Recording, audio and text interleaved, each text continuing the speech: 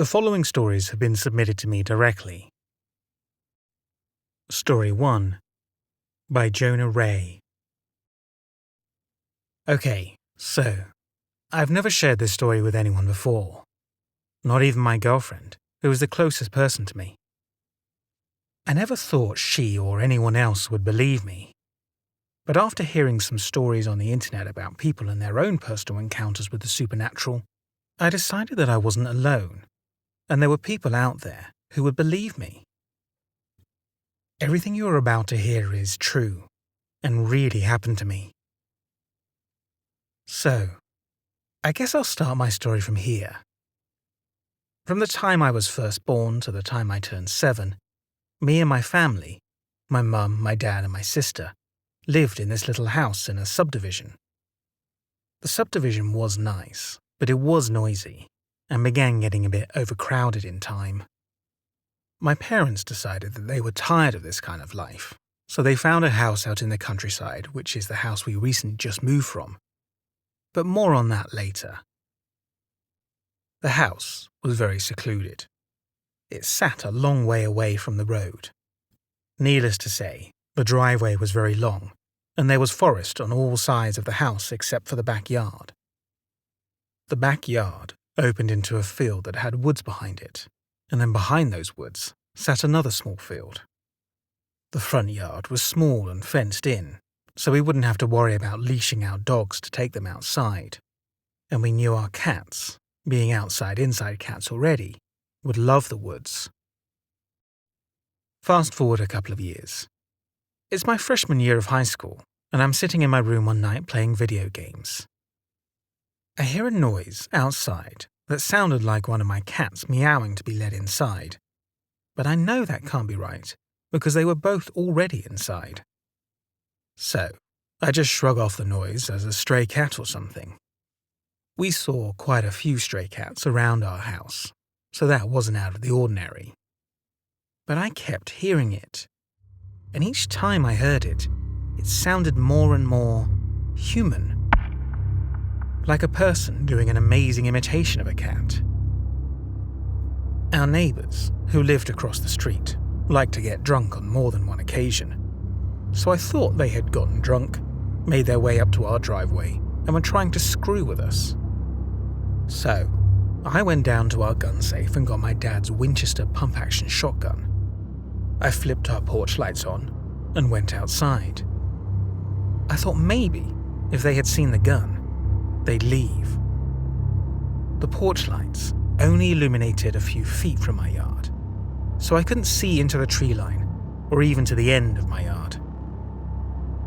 As my eyes adjusted to the dark, I could see a silhouette moving along the outside of the fence. It looked about 5 feet tall, so I assumed it was a person. "This is private property, and you are trespassing. I am armed," I yelled. The silhouette stopped moving. "You deaf? I told you to get out of here. I have a gun," I called out again. I did not expect what I saw next. The figure began rising, and that's when I realized that it was previously standing on all fours and was now on 2 legs. And I also realized that this wasn't a person. I couldn't see its appearance. I could only tell that it was tall. Very tall. I raised my shotgun on it and thought about firing, but didn't, because I didn't want to wake my family up. I was terrified though, and my instinct told me to shoot. I put my finger on the trigger, but before I pulled it, the figure leapt into the woods. It jumped insanely far and fast. I went back inside and didn't sleep the rest of the night, which was rough on me the next day because I had school. I got fussed at by my teachers for falling asleep in class. In my head, I was thinking, you wouldn't have slept either had you seen what I saw. But after that, I didn't see anything for a while. I only heard strange noises and would occasionally find mutilated animals like rabbits and birds and things near our house. I told myself that my cats probably did it to keep myself from worrying, but I couldn't help but feel there was something off about the carcasses. I also started noticing large claw marks on the trees near our house, and would often get the feeling I was being watched when I was outside. Now, fast forward to my junior year. It's late one Friday night, and I'm playing video games again. I hear that sound again, a sound like a human meowing like a cat. I remembered what I saw the last time I heard it. It sounded like it was coming outside my room. Suddenly, our floodlights flickered on. I could see into our driveway, and I saw another silhouette standing in the middle of it.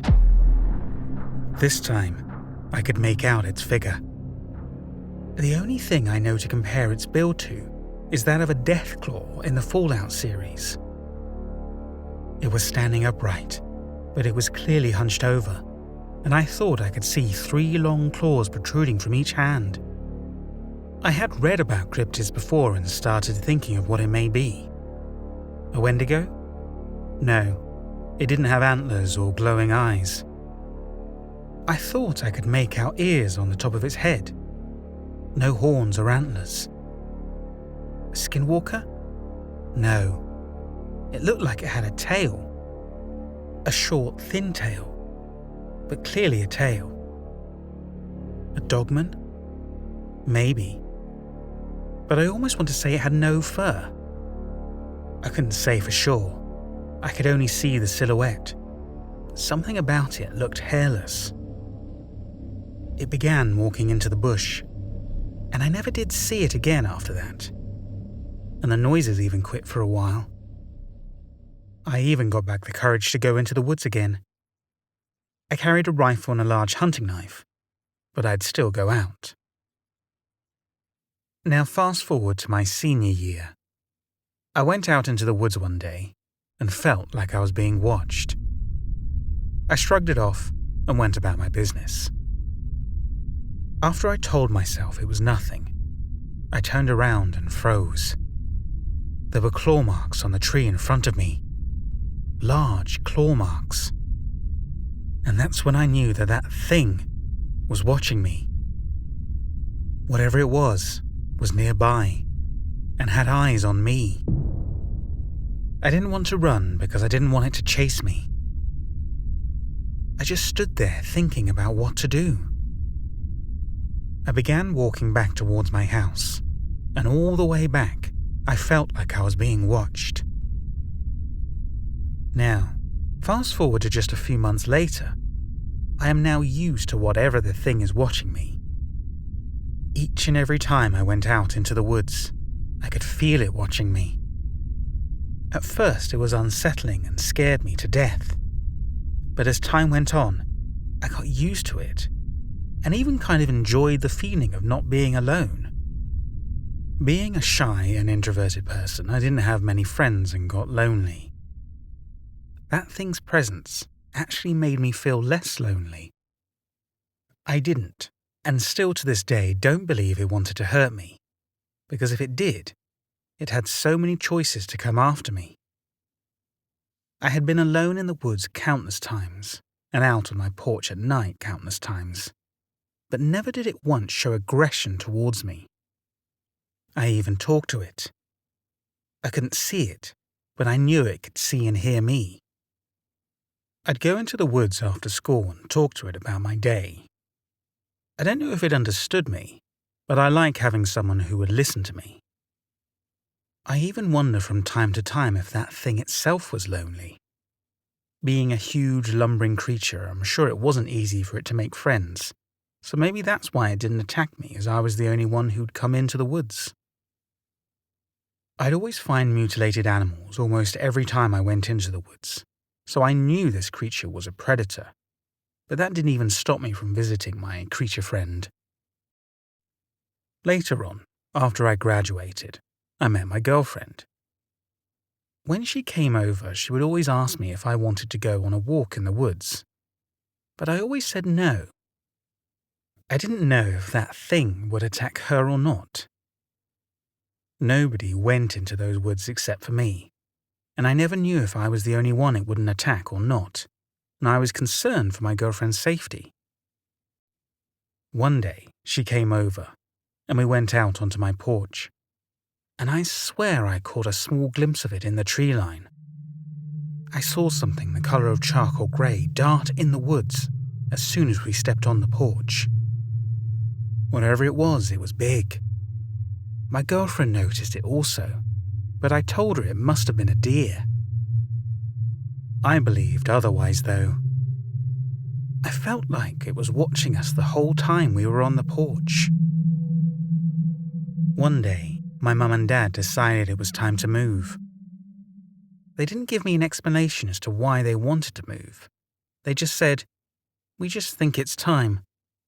If I were guessing, one of them saw the creature and got scared. Before we moved, I went into the woods one more time and told my creature friend where we were moving to, and even told it the address. This subdivision, though, has woods in front of it. To this day, I'm not sure if the creature followed me. It may have. Sometimes I think I see a shadow moving in and out of the woods at night, and sometimes I feel like I'm being watched. Part of me hopes it did, but the other part of me hopes it didn't. Part of me still believes that if it followed, it can still see me, and maybe even try to let me know of its presence there so I can go and visit it in the woods. The other part of me believes that if it followed, being so close to a neighbourhood, it might add a new item to its menu. Before I continue to the next story, I just want to say thank you for choosing to watch this video, and I hope you're enjoying my narration. If you are, please go ahead and hit the like button, and if you don't already, subscribe to my channel. Also, please leave a comment. It really helps me out. The remaining stories have been submitted to me directly by people who wish to remain anonymous. Story 2. The past few months have been the worst moments of my life. I need help because I am really losing it. I am on that thin line where you question your sanity. I am on that thin line between knowing what is real and what is not, and I can't help it. Until this moment that I am writing this story, I don't dare look at a mirror for fear of seeing the creature making my life a living hell. I don't even know who or what I am anymore. Is someone experiencing this as well? I would love to know. It began 3 months ago when I went to check out a new house my friend wanted to sell to me. My friend had moved to Germany because of work and wanted to sell out some of his properties here in the States. I agreed to buy off one of his houses in a remote area so I could have somewhere to escape with my family for a vacation. He sent me the keys to the house as he was already out of the country and agreed that I could take a look at it to decide if it's what I would like to have. I jumped at the idea and decided that one of the days after work I would be going there for inspection. On a Friday afternoon, I closed early and concluded it was time I stopped procrastinating and finally go look at the house. I entered my car and drove 3 hours to the town. I didn't find the place right away as it seemed to be further out of the major roads than I thought it would be. It would have been a deal breaker for me if it were to be my main house, but for a vacation, the idea of being locked out of the world was perfect. I finally got to the house and I was impressed with the exteriors. It looked old and may need some repainting, but I liked the unique structure and its many windows. It also had a little garden in the backyard, which was wonderful as my wife liked to get her hands in the dirt. She says gardening is therapeutic. I got to the main entrance and unlocked the door, but not before I noticed the weird carvings on the doorpost. It looked like an animal or something of that nature. I wasn't sure as of then. The house was dusty, but the furniture and facilities seemed to be in a good condition. The sitting room was not so spacious like I would have liked. However, I figured that it shouldn't be a deal breaker. I entered the passage, which had one connecting door to the sitting room. The passage had 4 doors on it, which led to the 3 bedrooms and a bathroom. All of the rooms were good, but didn't impress me so much. just normal-looking rooms with wide beds.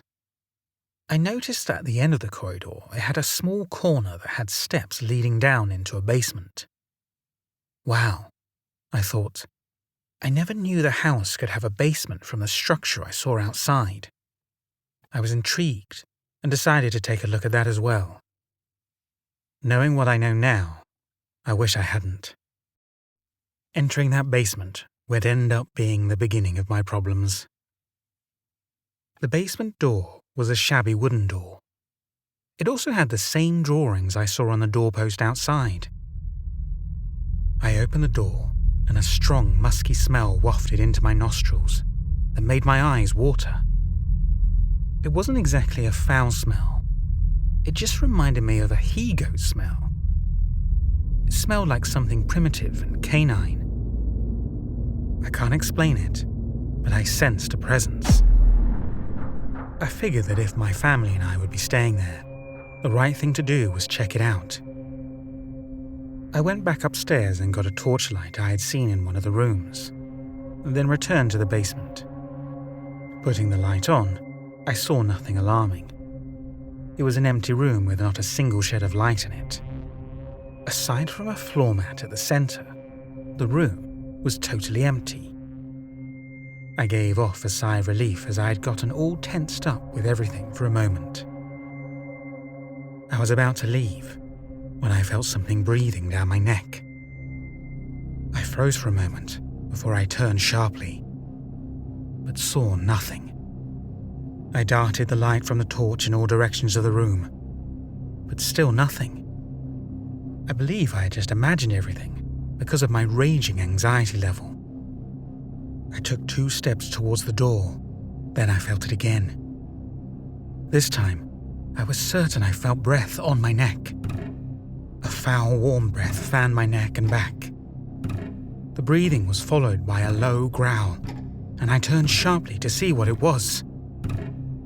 What I saw is something that I can't begin to explain. Something straight out of a horror movie. The light ray cast upon a creature that had a very skinny human body, but with a wolf-like face. My first thought was that someone was probably wearing a costume to scare me, but the eyes that stared back at me had nothing to do with a costume. It was a glowing yellow eye that fixed its predatory gaze on me like I was its next meal. The long horns looked like a deer's, and very long canine teeth that appeared to be stained with blood. My body felt paralyzed as I was shocked down to my bones. I couldn't talk or move out of fear. Suddenly, the creature charged at me, and that was pretty much the only thing I could remember before I passed out. Or not. The next thing I remembered was I was waking up in my car parked in front of the house. The first thought I had was, how the hell did I go from being in the basement to being in my car? Had I been sleeping and just had a terrible dream? I got really confused, but deep down I felt the experience was real. My clothes were dirty and had smudges of dirt which proved that I had really been on the ground as I passed out.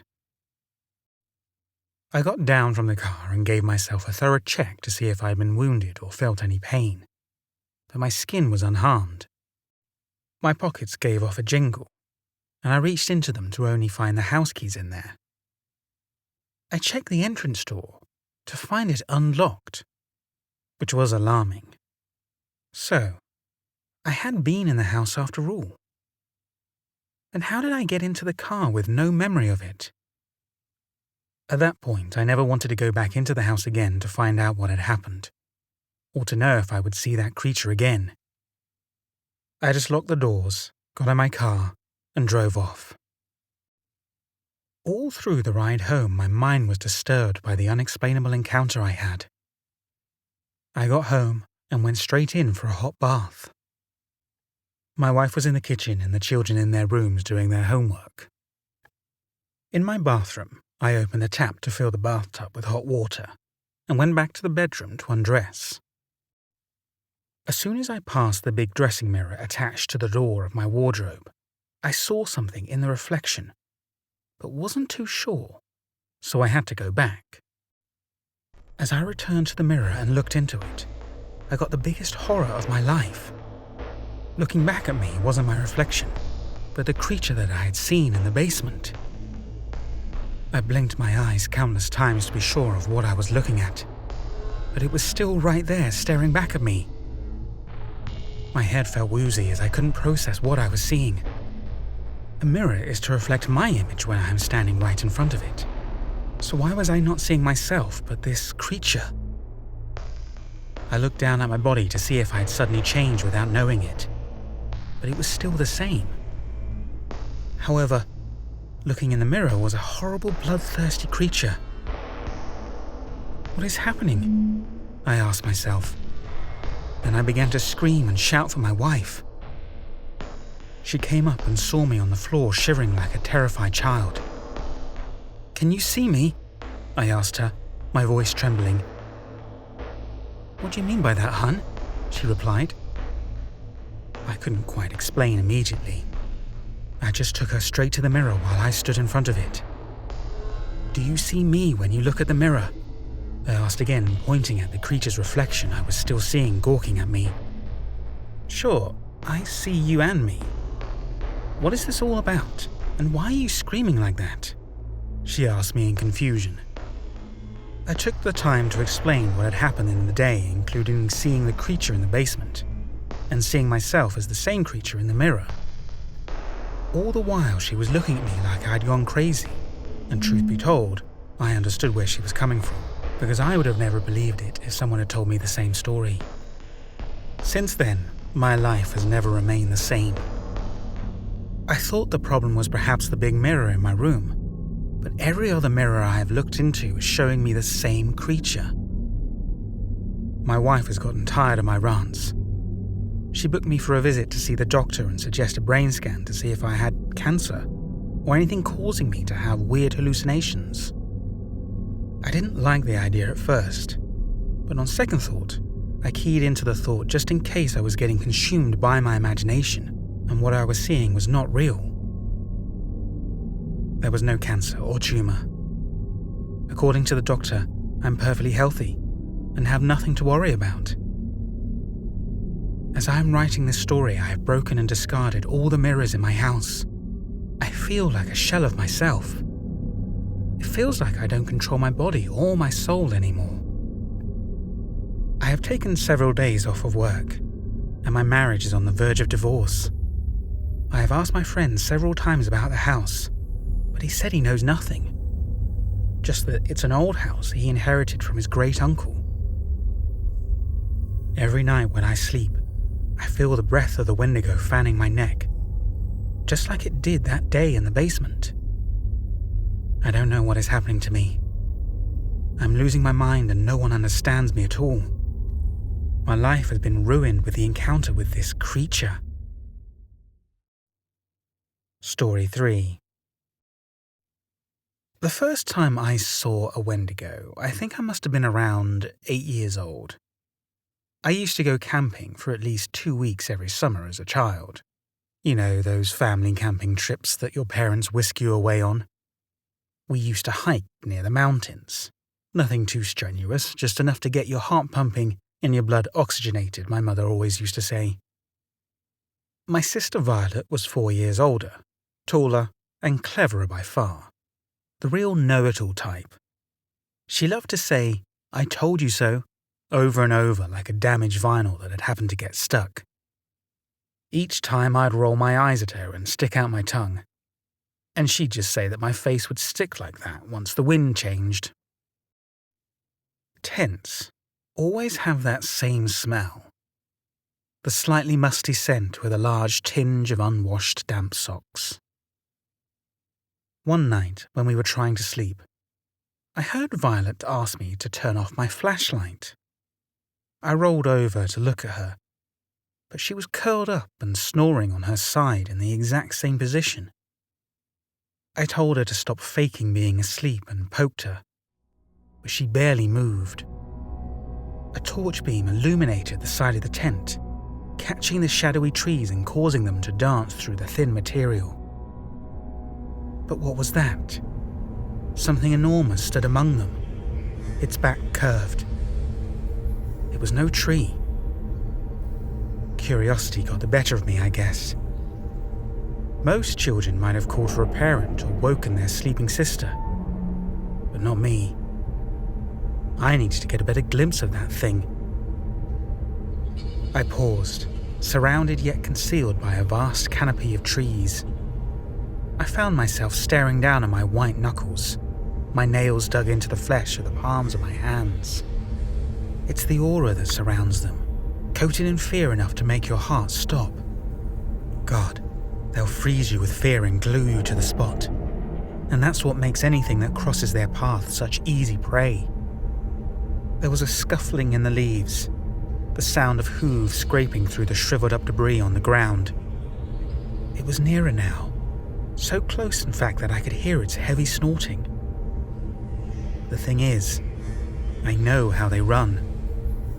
They scarper and scuttle, and I am no match for them. My only solution now was to hide. I recall staring up, attempting to find the small bird and where the tweeting was coming from. Then, I remembered that this creature was probably the most excellent of mimics. Don't follow the voices. They can lead you off onto a trail, force you to leave the safety of your hiding place, and render you utterly vulnerable. My back was pressed against the rough bark of the tree now, and then I wished that the tree trunk were wider, because there were about 2 inches exposed either side of my body. One false move and I was his. It's more the tail behind them. It makes my blood run cold. It's the thought of sheer cannibalism which sends a mighty chill running up my spine. Oh God, how long have I been stood here? My thighs were aching, but I had to resist the temptation to sit. What if this creature saw my feet sticking out from under this tree? It's the area which concerned me. I gazed at a smaller tree 2 feet away, and I was sure it was shrinking by the minute, changing its shape and size and possibly removing my chances of sanctuary to run should the Wendigo find me. I could not look. Never look at a Wendigo. Never ever gaze at the beast directly, I tell myself. But the desire to look is too strong. Its enormous antlers must have a span of at least 6 feet. But it's the creature's eyes. Yellowed, glowing orbs that then burrow their way into the depths of your unfortunate soul. I closed my eyes, turned on my heels, and practically dived into the tent.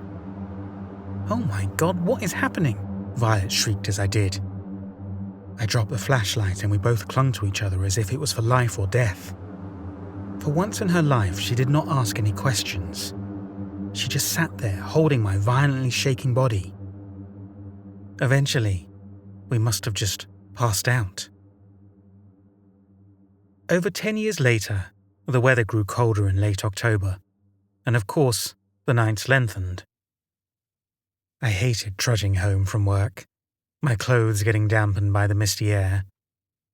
It was then that things started to get stranger again. As usual, I went to find my dog lying in our yard. Except this time her ears were pricked up. Each one twitched continuously, and she whined. I mean, perhaps she was sick and tired of being alone. I petted her and untied her, leading her inside. Yet she stared around obsessively on tenterhooks as if she was watching her back the entire time. I talked to her in my usual coaxing way, but animals can sense everything. Even when I led her to bed, she sat and stared. I cleared my throat and went to make a cup of coffee to warm my freezing hands.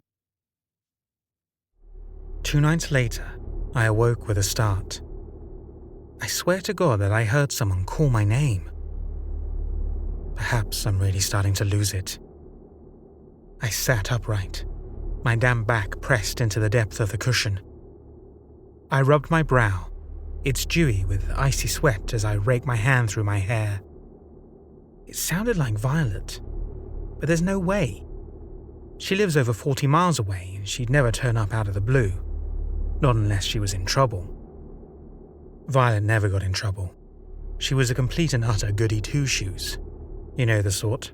High-flying career, a quick path to management. She was easily on 20 grand a year more than me. I grabbed my phone. I can't call her. It's 2 a.m. and surely she would call before she came anywhere near my home.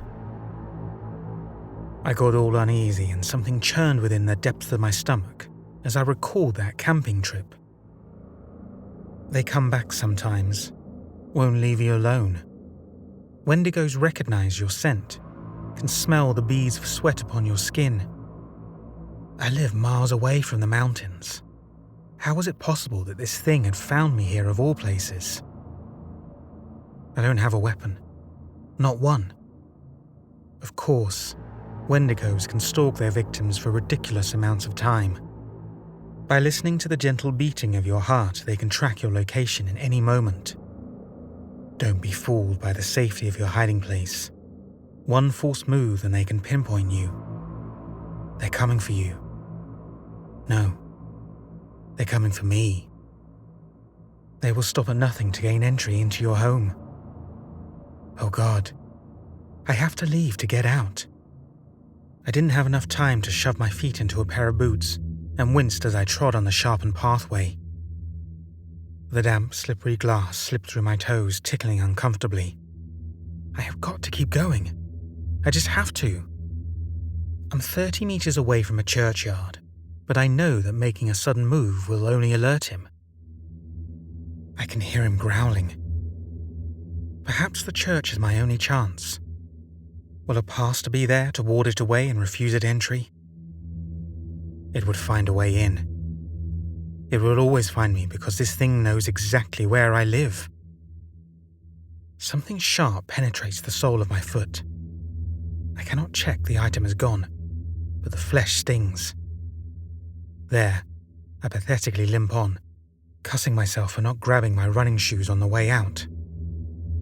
No use hiding. I think I have to run. But as soon as I make a move, surely the Wendigo will run as well. How can you outrun a beast that is not from this world? They're huge, with enormous, powerful limbs. The thing would pounce in seconds, and I refuse to become its helpless prey. The churchyard is just outside of the edge of the forest, but I don't think I can outrun or outgun it.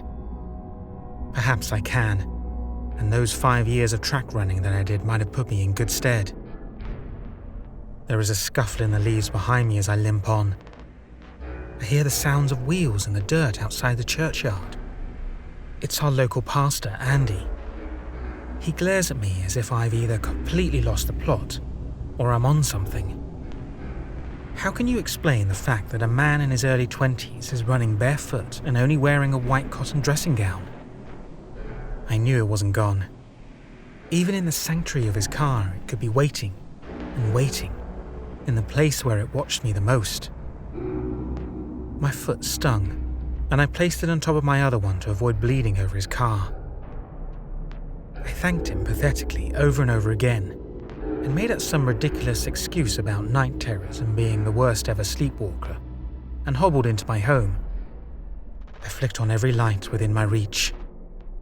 I hauled open the kitchen cupboard and poured out a bottle of peroxide and cotton wool, while I pathetically began bathing the self-inflicted wounds. I winced with every dab. Of course, that's how the Wendigo would have liked me, just injured enough to hinder my getaway, but with enough fight in me to see it eye to eye. Yes, I didn't dare close my eyes that night, nor the next one, nor the one after that. I knew that it was waiting. Thank you for watching and/or listening to this video. Again, if you enjoyed it, please go ahead and hit the like button, and if you don't already, go ahead and subscribe to my channel and select the notification bell so you don't miss out on any of my future uploads. Also, please leave a comment on this video letting me know what you thought of it. Comments really help with the YouTube algorithm and will really help my channel to grow. If you have a story you would like me to narrate, please email it to me at stories@daredeverell.com. I have recently passed 60,000 subscribers to this channel, so I'm very close to my next major milestone. Thank you to everyone who is continuing to subscribe to this channel and contributing to its growth by liking videos and leaving comments. Once I get to 100,000 subscribers, my plan is to reward you all with an epic video of over 3 hours of original content. If that is the sort of thing you want to hear, please help keeping this channel to grow. If you want to support my channel even further, there are a number of ways you can do so. You can consider leaving me a tip for this video via my PayPal. Link is included in the description. Check out my Teespring store and consider purchasing one of my shirt designs.